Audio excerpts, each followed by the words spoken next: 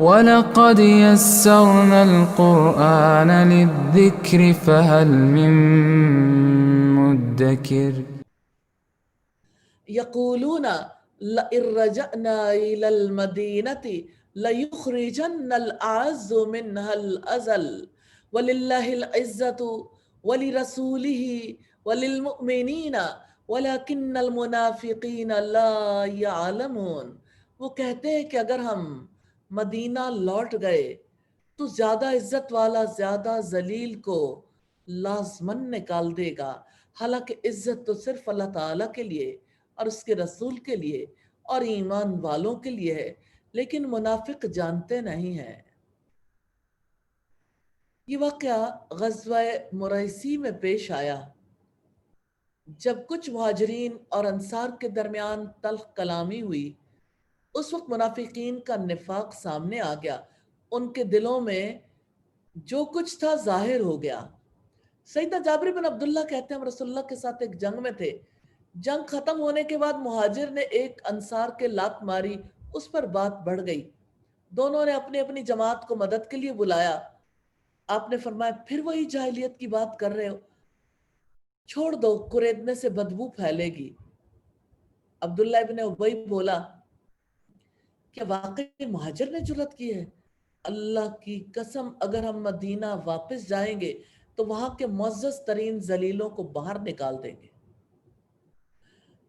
سیدنا جابر کہتے ہیں جب آپ مدینہ تشریف لائے تو انصار کی کثرت تھی، پھر مہاجروں کی کثرت ہو گئی۔ سیدنا عمر بولے مجھے اس منافق کی گردن اڑانے دیجئے۔ فرمایا جانے دو، کہیں یہ چرچا نہ ہو جائے کہ محمد اپنے صحابہ کو مار ڈالتا ہے۔ یہ روایت بہقی کی ہے۔ وَلِلَّهِ الْعِزَّةُ وَلِرَسُولِهِ وَلِلْمُؤْمِنِينَ، حالانکہ عزت تو صرف اللہ تعالیٰ کے لیے اور اس کے رسول کے لیے اور ایمان والوں کے لیے ہے۔ عزت والے تو اللہ تعالیٰ، اس کے رسول اور مومن ہیں۔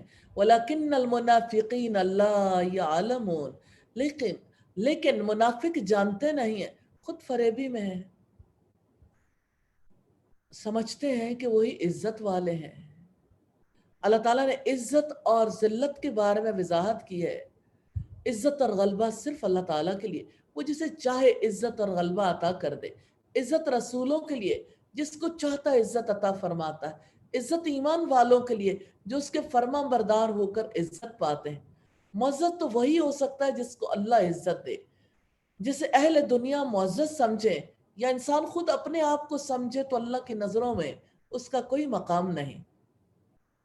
اس سے یہ بھی پتہ چلتا ہے کہ نفاق اور کفر کی وجہ سے کبھی کسی کو عزت نہیں مل سکتی، اور منافق عزت اور ذلت کی حقیقت کو نہیں جانتے۔ اس وجہ سے منافقوں کے اندر تبدیلی آئی۔ منافق لا علمی اور ناسمجھی کی وجہ سے مفید کام نہیں کر پاتے، نقصان دہ چیزوں سے نہیں بچتے، جیسے کم فہم احمق لوگ کرتے ہیں۔ نادان بچے کو نہیں پتہ چلتا اس کا نقصان کس میں ہے، نفع کس میں ہے۔ تو منافقوں کی زندگی نقصان دہ کاموں سے بھری ہوئی ہے۔ کتاب انزلناه الیک لتخرج الناس من